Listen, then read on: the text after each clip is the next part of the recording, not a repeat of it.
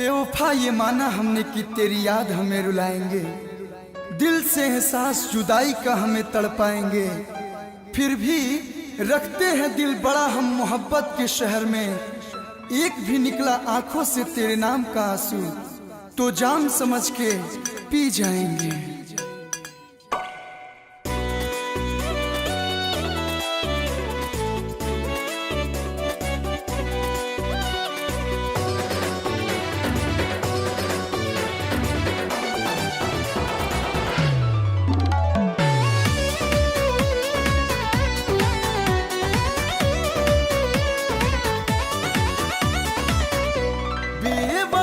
तेरा वादा सब टूट गया, बेवफा तेरा वादा सब टूट गया। दर्द से रिश्ता उम्र भर का मेरा छूट गया, दर्द से रिश्ता उम्र भर का मेरा छूट गया।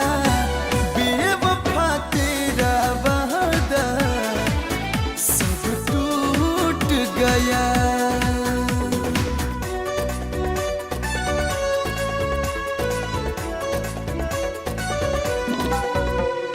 जो दम भरते थे मेरी वफाओं के आज उन्हें हम पे एतबार नहीं, जो दम भरते थे मेरी वफाओं के आज उन्हें हम पे एतबार नहीं।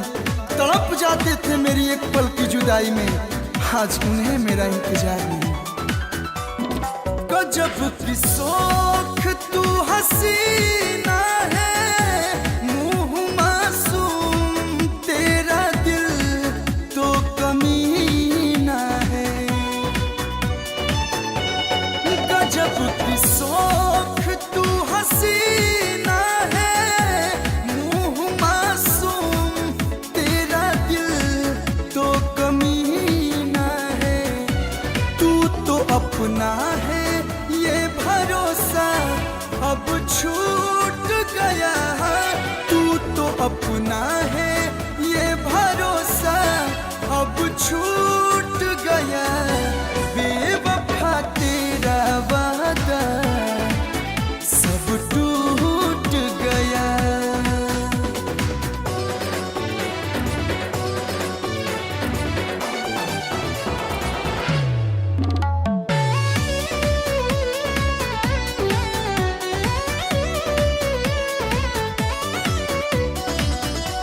कल्लू की किस्मत ही तो रूठी है, कल बदलू है मेरे यारा तू तो झूठी है। चेहरों के लिए आईने कुर्बान किए हैं, इस शौक में अपना बहुत नुकसान किए हैं। महफिल में हमें गालियां देकर वो खूब खुश है, महफिल में हमें गालियां देकर वो खूब खुश है। जिस शख्स पर मैंने बड़े एहसान किए हैं। कल्लू की किस्मत ही तो रूठी है, कल बदलू है मेरे यारा तू तो झूठी है। यार घुंघरू को तो मतलबी बन के लूट गया, यार घुंघरू को तो मतलबी बन के लूट गया। बेवफा तेरा वादा सब टूट गया।